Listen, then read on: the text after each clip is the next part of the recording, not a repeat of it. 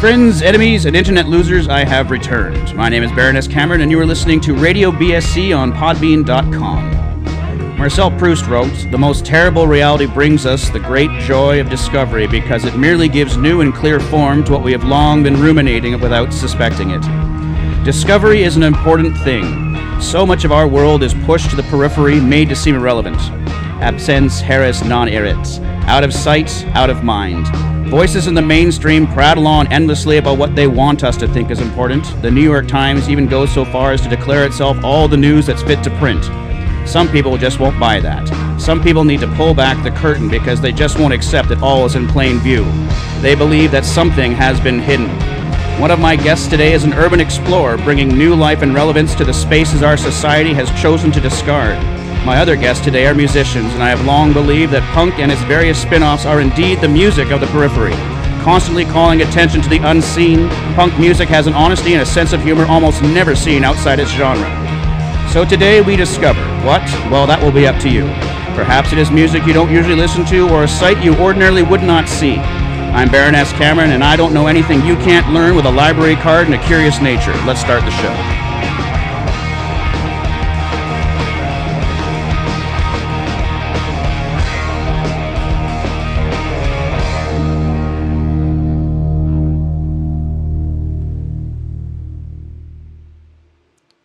My first guest claims to have a thing for creepy abandoned places since he was a child. Sure do. Began with the drainage tunnels. Those are some fun. Drainage tunnels that run beneath the hills of West Vancouver. Now he refers to himself as an urban explorer, somewhere at the crossroads of tourism and trespassing. However, he and his fellow explorers insist on leaving the places they visit intact and in the condition in which they found them, viewing these sites as time capsules scattered throughout the Lower Mainland. He also claims that despite visiting some very creepy places, he has never seen a ghost or had any kind of supernatural experience. But that is not what he is searching for anyway, I take it.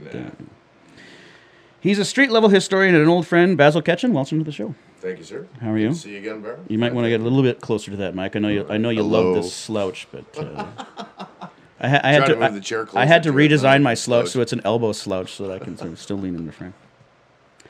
Secondly, sitting on the official BSC studio couch, these guests met and formed on tour in 2005. At the time, she played in the Dirty Ginas, and he played with Dirty and the Derelicts.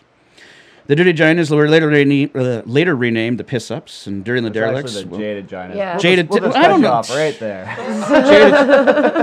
Appreciate the intro. That'd be a nice typo there. Did it twice too. I guess my Friday night was that exciting that I forgot. Okay, excuse me. Jaded Ginas. Dirty Gina was my date. The Jaded Ginas were later renamed the Piss Ups, and Dirty the Derelicts, well, they're still Dirty the Derelicts. Currently, my guests play together as a duo named Free Cigarettes for Drunk Miners. Over the past 4 years, Free Cigarettes for Drunk Miners played a handful of shows, the band being described as, quote, more of an excuse to drink than a serious musical effort. But fear not, my guests do take their music seriously and are recording some tracks with Adam Payne of the Felchers and the Red Hot Lovers, as well as playing in their own bands, Dirty the Derelicts and Living Deadbeats for him, and Damaged Goods for her. They both play in tribute bands as well. She is in Screeching Weasel tribute band. Was that Weeching Screezel? Was that? Yeah, that was just a one-time thing for Friday the 13th this last year. Oh, so are we going to get another one next October or this October? I think we're going to be the monks on Halloween. Ah, drugs in your pocket. Yeah. Hence the dirty... Never mind. And how's... you're playing in Gundam Loaded Guns N' Roses tribute band. That's it. We just started that up. So. Excellent. Well, I'm hoping to hear from that. Doing my best Axel. So here we is there a best Axel? Because I think your best Axel would just be... throw the mic down and leave, really. Sipping champagne, smoking cigarettes while your opening band burns. So this is Free Cigarettes for Drunk Miners, better known to their friends as Carabiner and Dirty Swagger. Thanks for coming in, guys. No problem. Thanks for having us. So Basil, we'll start with you. All right. Why did you start breaking into places for fun? Oh, we don't actually break into places. Oh, so Usually, for some reason, when we go look at these places, they always end up being opened already. Or we'll go back 1 or 2, maybe 3 times to see if somebody hasn't gotten and gained access to the building some other way. Well, is there a race for these things? Is this like a fresh powder type thing that you want to be sort of the first person to have been there and Nah, there's lots of people who've been in some of the places that I've been in already. Some guys actually already got a whole website created for all of the places that he's been in. That's going to be the next step for me, is to put a website together to put all the places that we've been on in it. So far, it's just Facebook. Well, I've seen some of your stuff on Facebook, and the one that I thought was neat were the gun mounts out in Kitsilano. I didn't get to see as much of that as I would have liked to have. Well, I think it's interesting, though, because as far as sort of forgotten parts of the city, people forget that the Vancouver Harbor was once very heavily armed. I mean, if you go to Lighthouse Park, there's gun mounts down there, too. Oh, there are? Oh, yeah. Down just, out on the point where best place to shoot at Japanese subs. Yeah. But, no, they're not the actual bunkers. But you can see where they had the guns, like the guns positioned. Some weird stuff. So do you have a favorite place that you've been sneaking about in? That's a good question. Well, that's why I asked it. I think the coolest place I went into was Woodlands. Whereabouts is Woodlands? That used to be on Burnett Avenue in New Westminster. Okay, right. It was opened at the turn of the century, and it was once used to house criminally insane because it was right next to the BC Penitentiary. Yeah, I was just going to say, New West. There was actually a tunnel that connected the two of them because that was the only safe way to transport these guys. Well, I went to the kind of guys that would twist heads off cats and laugh about it, you know. You get 168 years in prison for it, one kid. But no, I visited the BC Pen right before it closed. Cool. And I've also seen the inside of modern institutions. But the penitentiary, talk about being scared straight. Stone, concrete, and just dark. I mean, it's a scary place. And I guess I was about maybe 7 or 8 when I went there. It was just, you don't ever want to go back. Yeah. Now, do they still have, you live in New West, right? Yeah. They still have the gates up? Because I remember they put a subdivision in where the penitentiary used to be, and they had the gatehouse. Is it still there? The gatehouse is still there. Yeah, I haven't actually been anywhere close to it, but if you drive by Burnett and you look up at the right time, you can actually see it there. It's a pretty cool, creepy building. And I just downloaded a picture of it recently as an aerial photo of it, so I could see how it was all laid out. That probably would have been the coolest place to explore. Well, it's on quite a slope too, isn't it? It was, yeah. So I mean, it's the same thing as Alcatraz. That's the thing I always thought about Alcatraz was strange. Is the best view of San Francisco is from that prison. And you wonder if that's nice, sort of an extra sort of punishment where every morning you wake up, look out your cell bars, knowing you're never going to see anything but bars, and you're looking at this beautiful vista of San Francisco. It's kind of like the justice system saying, hey, fuck you. Well, excuse me. You're excused. Thank you, sir. We're going to play a couple more tunes here, and then we're going to drag Dirty and Kara into the conversation. These are some choices from the Friends list off of Dirty's band. This is going to be the Likely Rads with a very funny but yet very short song called Unicorn Blues Part 3. Vancouver Killing Spree with a song called The Pretender. And then we have a live track. The audio's not the best, but if you have never seen Murder, She Wrote play, I recommend you go. It's kind of like Halloween every night with that gang. First night I saw them play was at the Black Door. It was a couple of days after St. Patrick's Day, and they were still hammered. And Steph was handing out party favors. I got a moist towelette and a little plastic soldier, which I still have in my sort of ephemera box over there. I believe Greasy just stopped playing entirely that show. Yeah. Well, it was just it looked like a car accident, including the nurse who had been in the car accident, just sort of walked through the door and I thought, what the fuck? And they weren't the tightest band on the planet, but they're absolutely a joy to watch. So, and they play quite a bit too. So I think last time I saw them play was with you guys. Actually, no, it was with the TVs and the Heels. I think. Or were you guys playing that? No, I was there. That was because the Heels was Pat's Pub when I saw them. Okay. Because the first time I saw you guys play was at Pub 340 after promising to come to about 10 of your shows and missing them all. And that was the day that I actually went to Pat's and you guys weren't playing, so I had to get back on the bus and because I wasn't going to stay. Well, I was just about to say something I wasn't about to, but there was another band playing that I wasn't planning on watching. Let's just put it that way.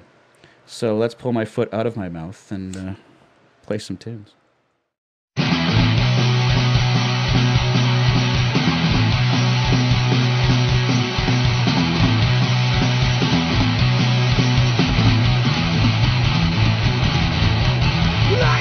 Quit my job a poorly thought out plan. Why has a boss who take me back a very nasty man?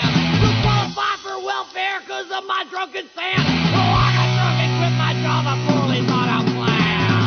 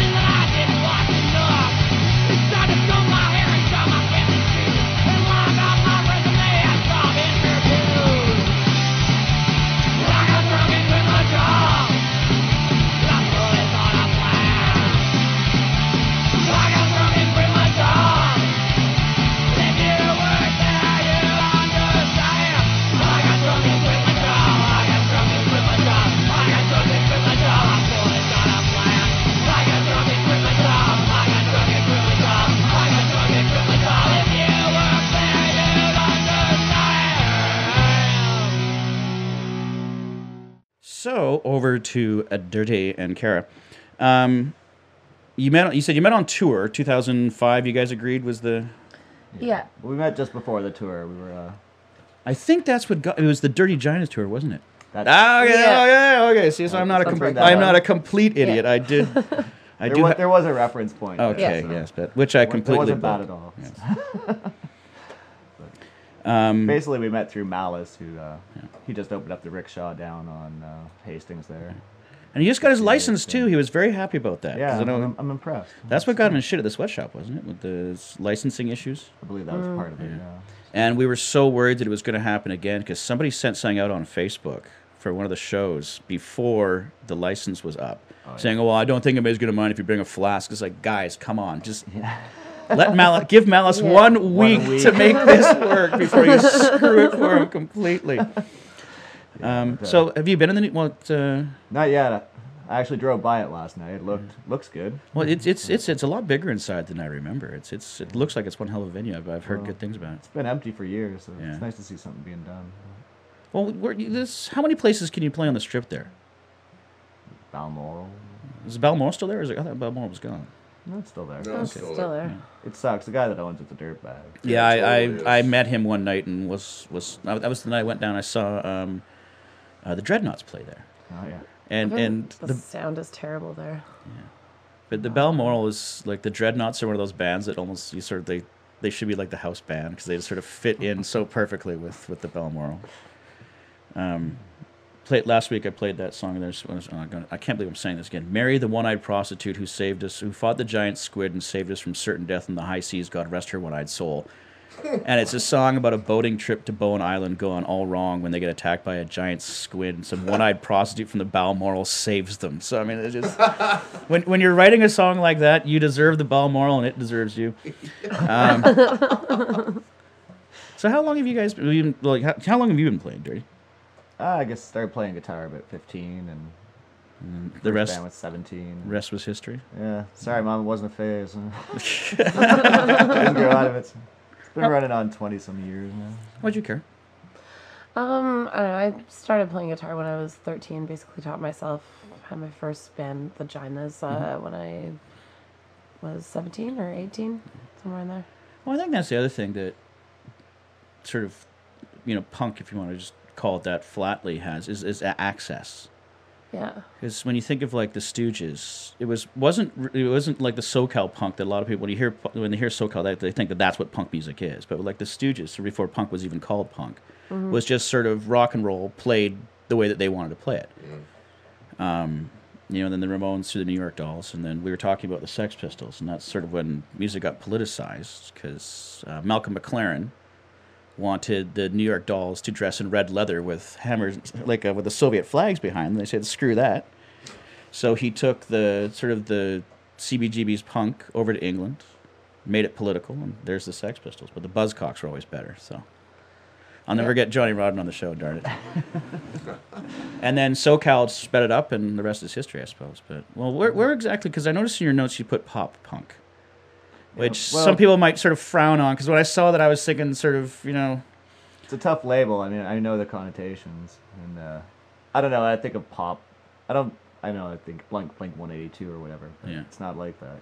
Well, no, I would imagine as pop. I mean, when I think of punk, I don't even know what that means anymore by any standard. But we're undeniable. So I'm still trying to just write the perfect pop song. Well, I mean, like that's Satisfaction by the Rolling Stones. I mean, it's. I think that's a sweet song. Well, I think that's an important thing, though, too, because I mean, we were talking. A friend of mine and I were talking about the Melvins the other day, and how everybody goes, "Oh, Nirvana and the Seattle Sound." Well, Nirvana was essentially taking the Melvins and Mudhoney and basically selling it somehow, and what a lot of people forget all the noise. Yeah, but it was also, I mean, there's a real pop sensibility to Nirvana's songs, and a lot of people would punch you in the face for saying that, but it's like, well, I didn't see you at the show, so why don't you take your 15-year-old sneakers and get the fuck out of my face? It's like some guy, well, Nirvana didn't sell any 45s. I mean, like the one I'm holding right now? Okay, thank you. And I mean, and there's a reason why his stuff worked so well on Unplugged, right? Yeah. Because when you strip it down, it's still a pop song. Well, what's the greatest band you've heard that you're pretty sure no one else ever has? free cigarettes for... Oh, wait. At least 3 people have heard that. Well, the Ramones said their worst show was 4 people and a dog.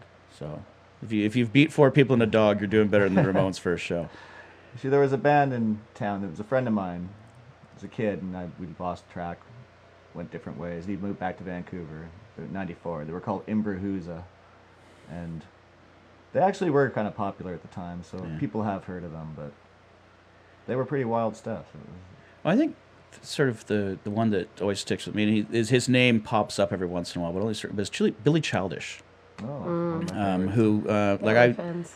one of my sort of another of my inroads, other than Debbie Boone, inside joke, don't worry about it, was working for Nardwuar. You know, Billy Childish and the Headcoats, the Mummies, Fugazi, and just these amazing shows, because that's how he did it, was the sort of, you know, he had a paper route, and then when he had enough money, rather than going out and buying a stereo or a bike or something, he'd put on all ages shows. And Sorry, Baron. Dirty's getting a phone call. I'll just Hi, Mom. put that on silent. Hi, Jamie. Yeah. It's my buddy from Calgary. He's out visiting. We're gonna meet later. Yes. He is coming.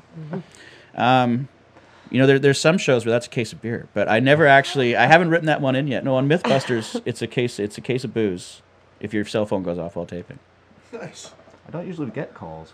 Well, see, it's and the funny thing is, forget about it. is cell phones don't usually work in this basement. So I think maybe one of your ghosts has followed you from your empty building to come and disrupt the show. Get out. You know. So how about you, Cara? Where would you say you fall into this big mess? Sorry. Well, I mean, it's the idea. You were talking about the idea of, again, 2 cases of beer. That's 2, man. the idea of sort of you know, the various versions of. I mean, for me, I think genres are for record stores and leave them there. I mean, I have 2, good and bad, and I mean, you know, everything's sort of loosely based on rock and roll and sort of shoots off in its own directions. And then, you know, Lester Bangs once said that if you take yourself way too seriously, you're no longer playing rock and roll. Yeah. And I think that's why him and Brian Ferry used to have the issues that they did. But yeah, I don't know. I kind of feel like pop punk gets a bit of as like a bad stigma with it. You know, I think a lot of people first off just think of, you know, really like popular pop punk bands. Mm-hmm. You know, but I mean, I don't know. I think some of the best music that I've heard is like crazy underground pop punk bands from Brooklyn that, like, you know, only me and 30 of my friends know about, you know, like. When you think of punk when it first started, I mean, Talking Heads were considered punk, and the B-52s were, because what else were they going to call it, you know? It was like, okay, that's punk. Well, it was like later it became, we started they started splitting it off. Well, I saw a documentary. In the 90s, we get every hyphenated subgenre of pop. Well, what about I guess maybe the idea of commercial? I mean, the whole thing of selling out. I mean, for me, I've always thought that selling out is the idea that if your first album is George Bush is a fucking loser, and then you get signed and Geffen says that's not going to work, and your second album is George Bush is my best friend, that is selling out. Mm-hmm. Getting signed and getting your music out where people can hear it, and having somebody pick up some more at the cost so you can tour more places. And I don't think that's selling out. I think that's basically being successful at what you do. I've been trying to sell it for 10 years. Well, there you go. Nobody's paying. I'm not even selling it for that much. But because I mean, like, for instance, you have bands like, say, Simple Plan, My Chemical Romance, Blink-182, that you sort of feel that they're being marketed as punk as opposed to actually being, like, you can't imagine them having certain records in their collection or any records in their collection at home. Mm-hmm. Whereas, say, somebody like Alexis on Fire or Billy Talent, you know, who still sort of fall into that sort of popular punk music, they have a bit more of an edge, and I think they have more of a sensibility to the stuff that they play. Yeah. I mean, if you looked at my record collection, you might be shocked at how little punk is in there, to be honest with you. Well, I got Herb Alpert and the Tijuana Brass in there. There you go. Oh, yeah. I've got one. That's a great album cover. So, speaking of albums, what did you bring with you today, Kara? We'll see if we can throw some of that on. Throw this on, The Duchess and the Duke. Do you know, what's the name of that Inway there? There's a great big old power plant. If you keep Actually, the last place I was in was that great big old power plant. It's right up Indian Arm. That's it. Shut it down in '64. Yeah, and I don't think a lot of people have gotten in there because that place looks like it did the way they left it. Like even phones and books and magazines, nobody's tagged the place or stolen copper wire. Is that on the Ioka side or the other side? It's on the Ioka side. Okay. Yeah. It was really looks like old European castle stuff. It's gonna be dude, it looks like something out of a Dracula movie or something. Completely. You know, it was creepy, but again, no weird ghosts inside or anything.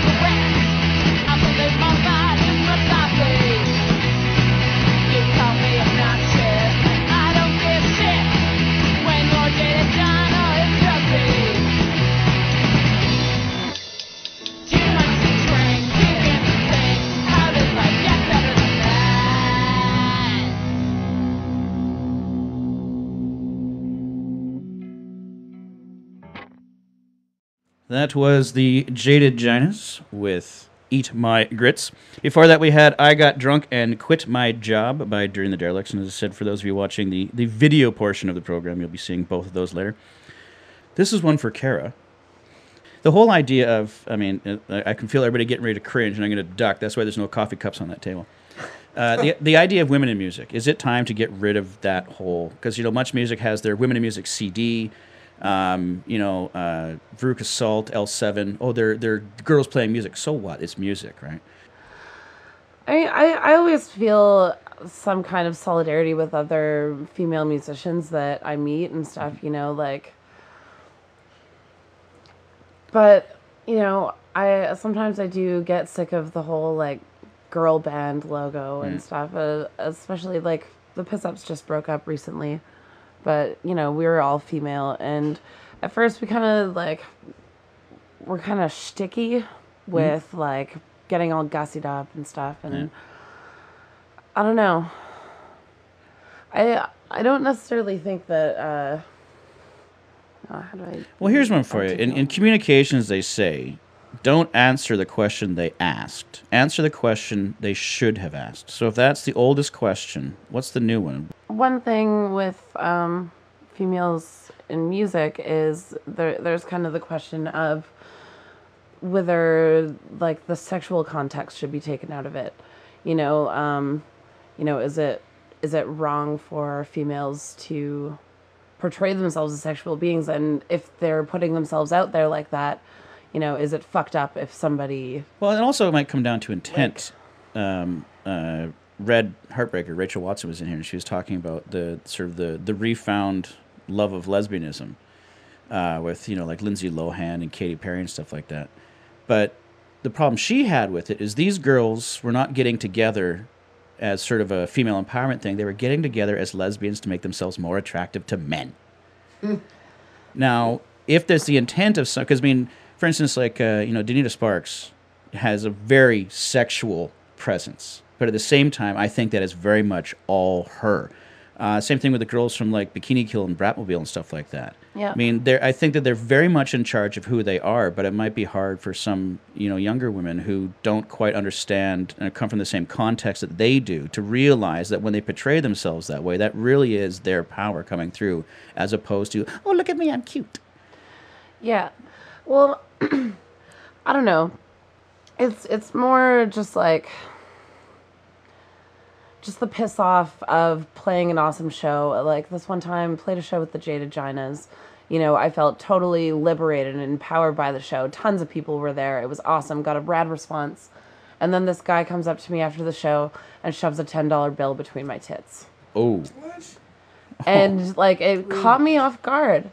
And my biggest regret in life is not punching that guy in the fucking face. Yeah, no Yeah, kidding. that was because I thought like you know, it just That's I classless, felt so defeated for a second, you know, and he just kind of did it so quickly and then just walked away, and I was just so stunned about what happened.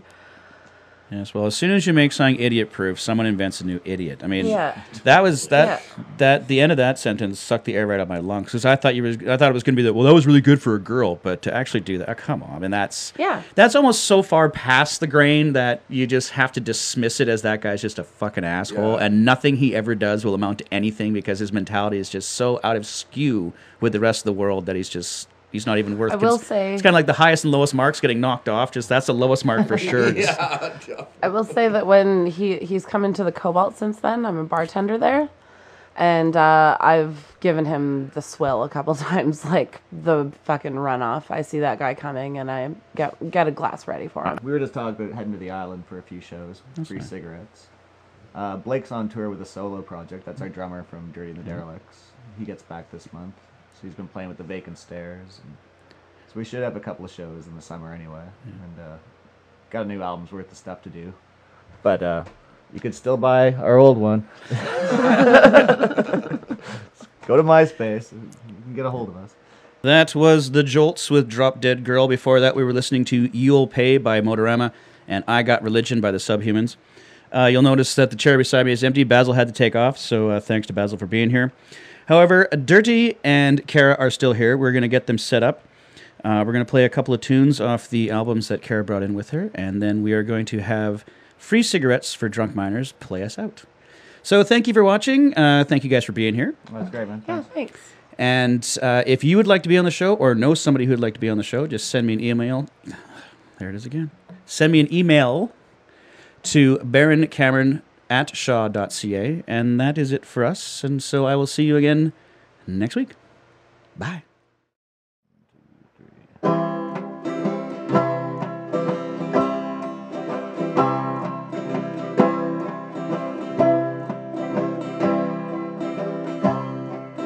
I lost a good girl, and I met a good girl, and I lost a good girl again. And I met a good girl, and I lost a good girl. The reason is always the same. The whiskey came out and so did my demons. I caused her heartache and pain. She asked me to choose between her and the booze, and I never saw her again. Well, I've got a problem that's causing us problems, and I'm the only one to blame. I know I should quit, 'cause it turns me to shit, and I wake up each morning in shame. The whiskey came out, and so did his demons, caused me heartache and pain. I asked him to choose between me and the booze, and I never saw him again. She told me she could not live with the fear of not knowing when I'd go insane. And I wish I could tell her that things would be different, but we both know I'm not gonna change.